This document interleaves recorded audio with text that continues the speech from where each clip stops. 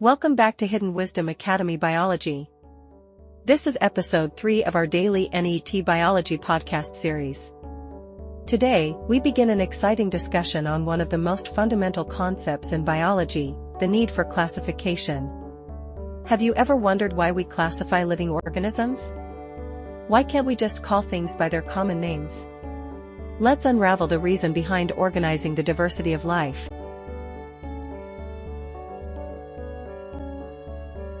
The Earth is home to more than 1.7 million identified species, and scientists believe many more are yet to be discovered. Imagine trying to study biology without a proper system to organize all these living beings. Classification helps us group organisms in a structured way, based on shared features. This not only makes it easier to study them but also reveals how they're connected through evolution. Without classification, biology would be chaos.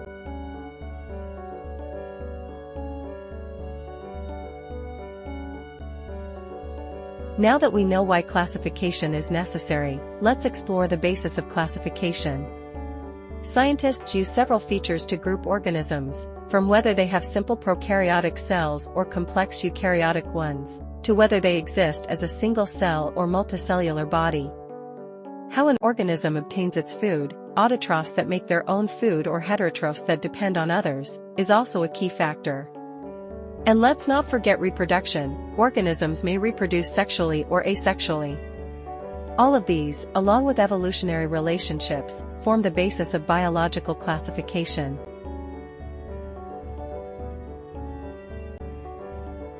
Classification isn't just about organizing names, it makes biology simpler and more systematic. It helps students and scientists easily identify, describe, and study organisms. It also reveals how different organisms are related evolutionarily, and lets us predict characteristics shared by members of the same group.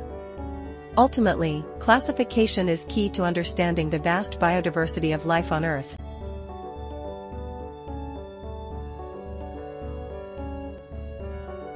There are three main types of classification in biology.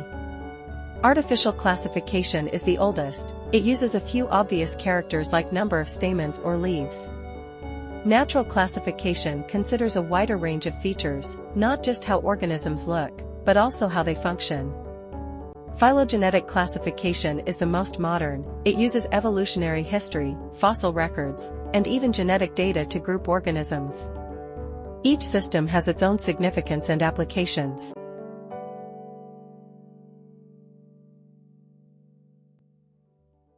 The modern system of naming organisms is called binomial nomenclature, introduced by Carolus Linnaeus. Each organism is given a two-part Latin name. The first part is the genus, and the second is the species. For example, Homo sapiens, where Homo is the genus and sapiens is the species. These names are written in italics and are recognized worldwide, ensuring a universal language for scientists everywhere.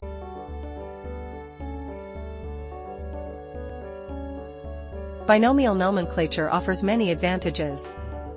First, it gives every species a universal name that is accepted across the world, avoiding confusion caused by local or regional names.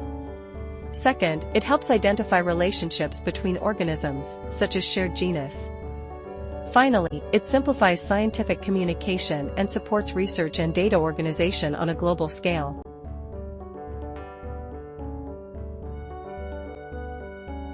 The Five-Kingdom classification, proposed by R.H. Whitaker in 1969, groups organisms based on key cellular and nutritional features.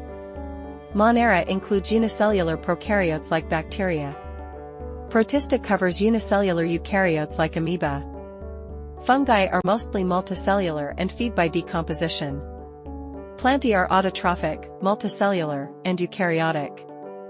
Animalia consists of heterotrophic, multicellular eukaryotes. This system makes studying and classifying organisms more logical and structured.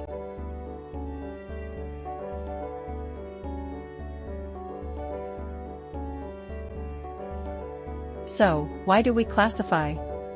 Biological classification is vital for organizing the vast diversity of life. It helps us identify and study organisms efficiently, understand their evolutionary connections, and provides a universal system understood by scientists across the world. Through classification, we can even predict features of unfamiliar organisms based on known groups. It's the backbone of understanding biology itself.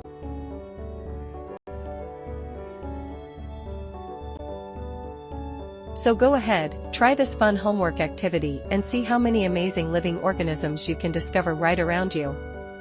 You'll be surprised how much biology is hiding in plain sight. Once you're done, share your findings with us on WhatsApp or Telegram. We can't wait to see the little scientists in you shine. You've got this, now go explore your world, one organism at a time.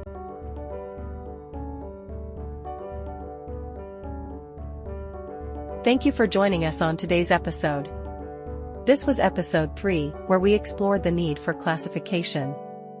If you found this helpful, don't forget to subscribe, share with friends, and follow us on all socials.